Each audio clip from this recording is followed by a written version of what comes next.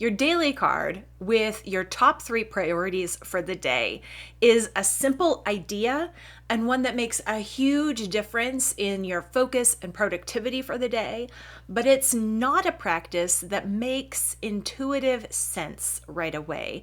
It's hard to get started, and it's also easy to make 3 key mistakes that prevent the daily card from really working in your life.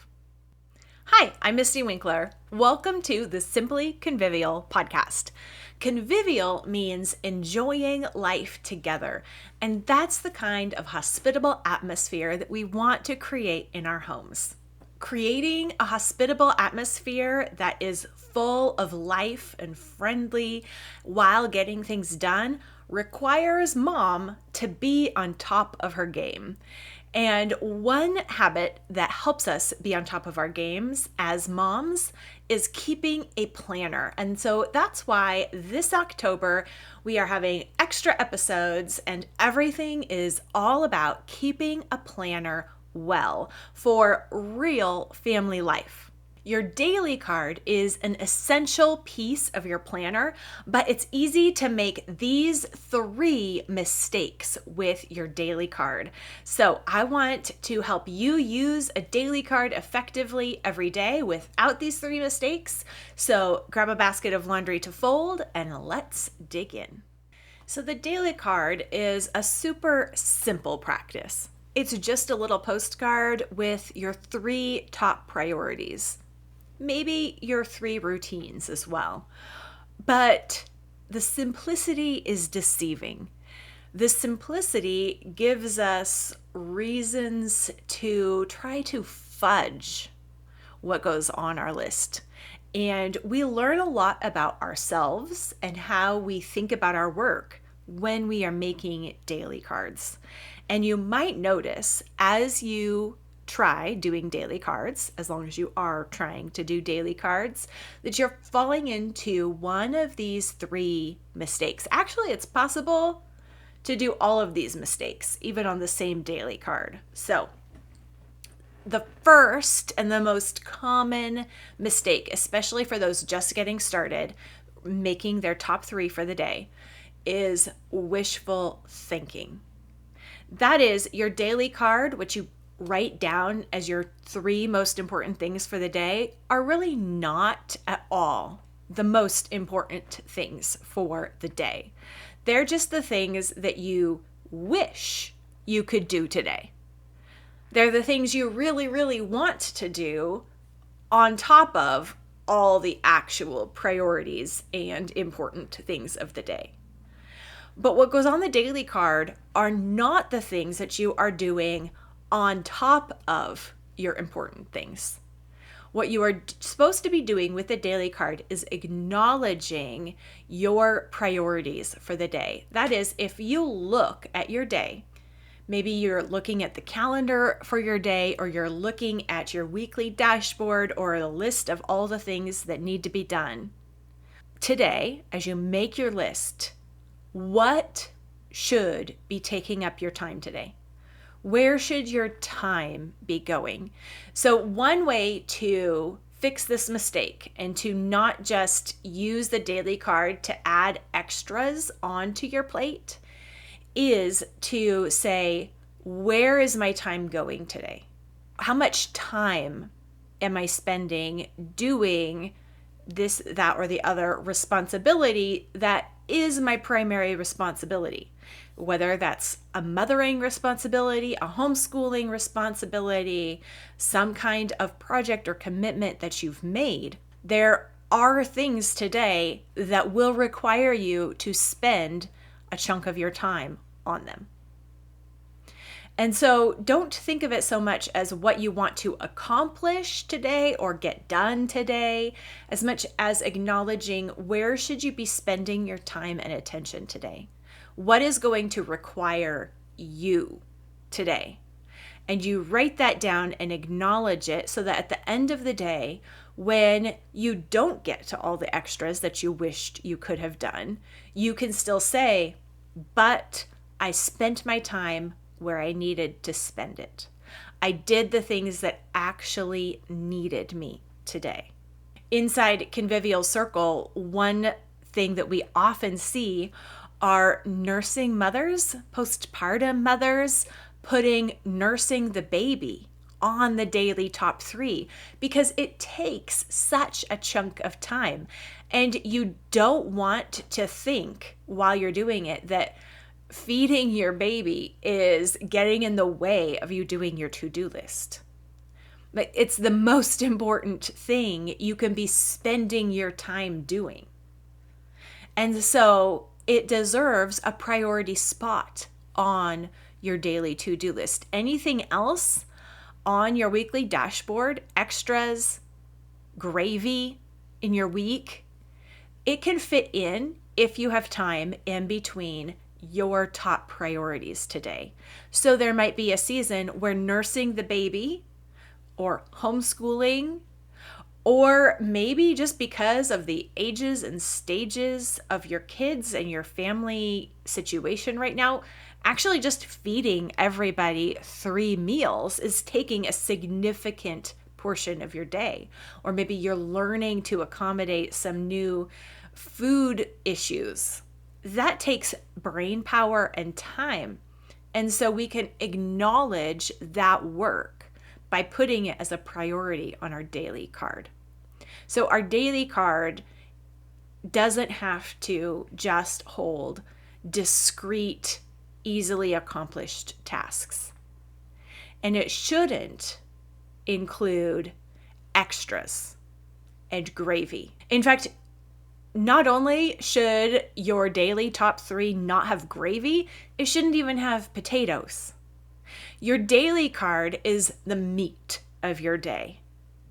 What is giving you the greatest payoff in the day? What's the foundation of your day?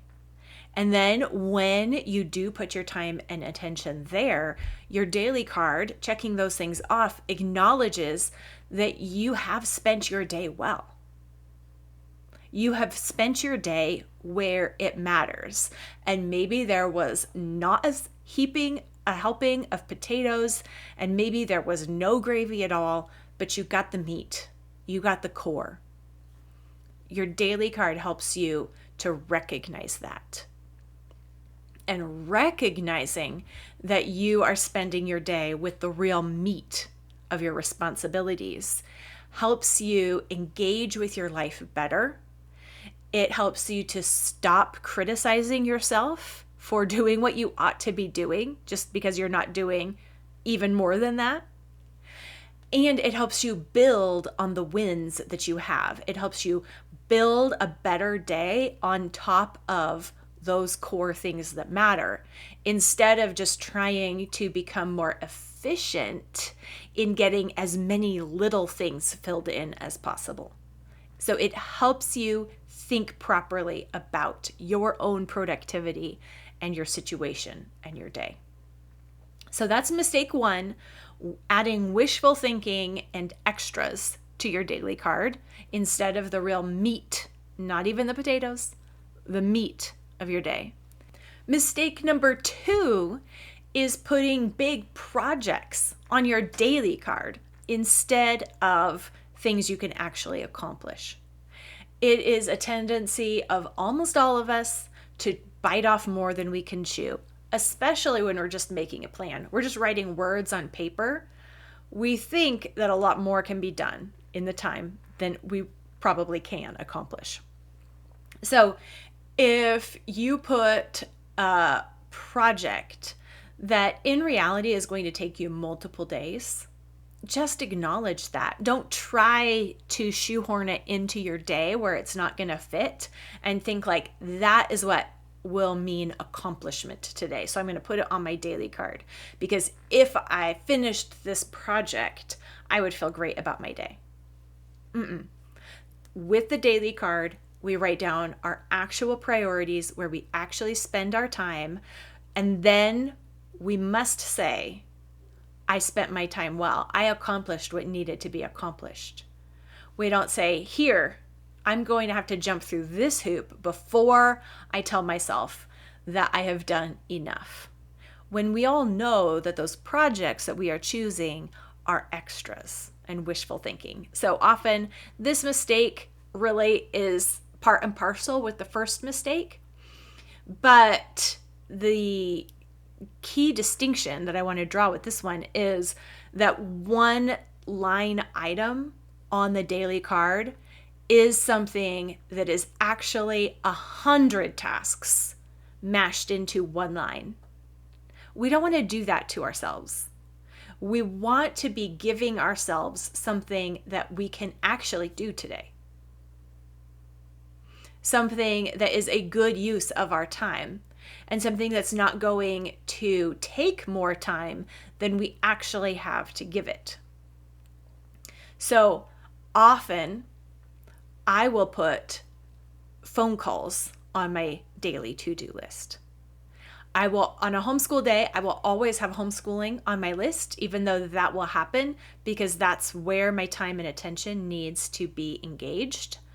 But I will also put phone calls, if I have to make any, on there because I know my tendency is to avoid and procrastinate phone calls, and I keep kicking them down the line, and I don't like making phone calls. But in reality, a phone call will probably take 5 minutes or less if it's a business, like a make an appointment kind of thing. And so I know it's something that I can do. I know it will fit in multiple spots in my day. But the fact is, I know that unless I make it something on my daily card, I'm just going to keep ignoring it and avoiding it. So I put small things that I tend to avoid, but that I really need to do on my daily card list. Also, things like if I'm taking a meal to someone, then that becomes one of the items on the list, even though it's going to happen. It's not there to remind me to make it happen. And, I would have been making dinner anyway. I don't usually put making dinner on my list. But that's something that then means I usually have to start a little bit earlier. I have to, just be aware of time in a different way. And that makes it something that needs to be on the daily card. Not because it's a huge project or a big deal, but because there might be other extras, other gravy tasks that I do have to postpone because of the priority, which is taking that meal. So it's not about the amount of time that it takes, but it is about acknowledging what really counts, what really matters today, and being aware of how you are spending your time and acknowledging to yourself that you don't actually have time for your whole running list of tasks. And your goal in the day is not finishing your whole running list of tasks, or even as many of those tasks as possible, if doing that means that your daily top 3 don't happen. First, take care of your daily top 3. The running list is extra. It's just filling in as you have availability. So beware of adding ambitious or ambiguous projects, things that are actually many tasks rolled into one little line item, kind of disguised as a task. If it's going to take you a lot of thinking power, a lot of time, or more energy than you have to give it in the day, it does not belong on your daily card. You could break it down and get a start by giving yourself a baby step version, and maybe that would go on the daily card because maybe it's a project that does need to happen. It's just not going to happen all in a day. Break it down and put a baby step to get started on your daily card, and then put some other baby steps on your running list. But projects are not tasks. Projects are dozens of tasks disguised as one thing. And so projects do not belong even on the running list. Projects need to be broken down into individual tasks that you can actually accomplish at one go so that you can make progress on the project. But I have written and done more podcast episodes on projects before. So that is mistake number 2, putting projects rather than specific tasks on your daily card. Those usually end up also being extras. The third mistake is to procrastinate even making a daily card. To think that you have to have your priorities perfectly ironed out in your head before you're able to get started. To think that the daily card has to make sense to you before you get started. And the daily card is one of those things that you figure out by doing. And the great thing is you practice the daily card every day. So it doesn't matter if today's daily card was totally off base. You just learn something about your choices and your expectations that will help you adjust and make a better one tomorrow. And then you'll learn something from that, and you'll learn something the next day. It is a tool of awareness for how we are evaluating our life and what we are choosing. We're noticing through the daily card what our priorities truly are. And a part of the noticing is usually coming from getting it wrong. So getting it wrong and doing a bad daily card is actually a part of learning.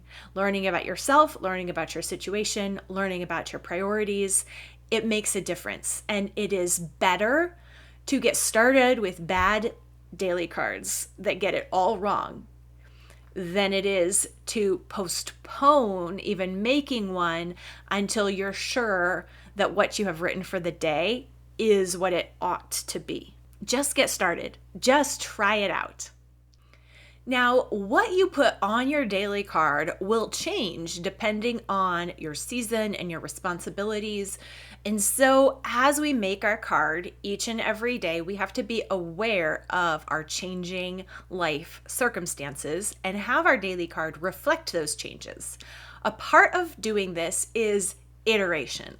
And so in our next episode, we're going to talk about how to continually iterate your daily card.